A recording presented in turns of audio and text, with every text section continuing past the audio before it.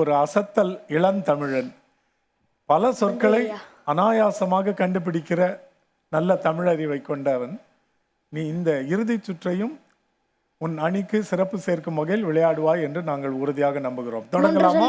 4 எழுத்து சொற்கள். முதல் வாய்ப்புக்கு திரையை பார். அகிலம். அகிலம்.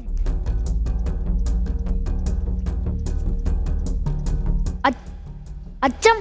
அச்சம்.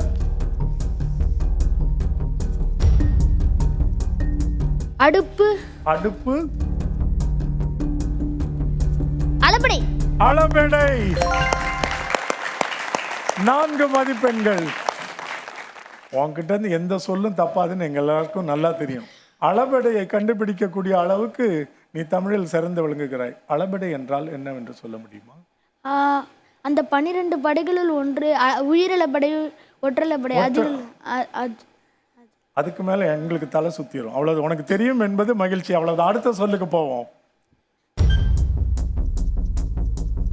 வண்ணம். வண்ணம்.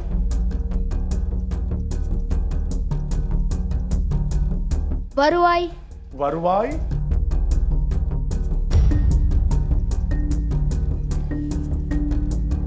வங்கம். வங்கம்.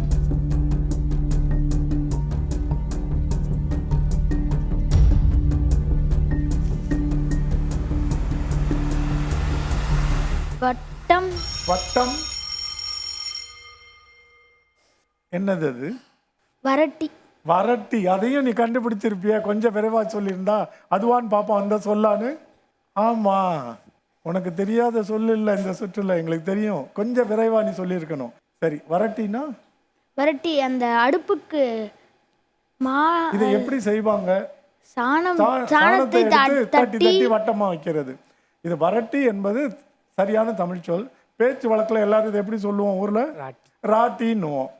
அதுதான் இந்த வரட்டி. அடுத்த சொல் போலாமா? 3வது சொல்லுக்கான வாய்ப்பு. பட்டம். பட்டம். பகைவர். பகைவர்.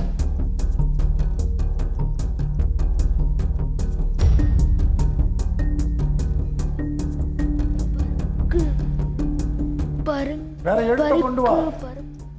பருக்கு. பருக்கு. அது என்ன சொல்லணும்? அந்த சோர். அது பற்கை.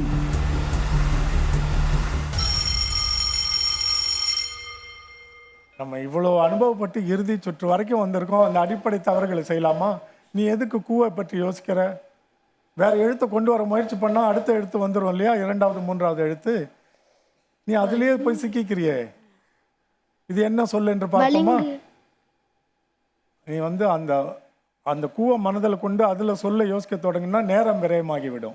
நீ வேற எழுத்து கொண்டு வர முயற்சி பண்ணியிருக்கணும்.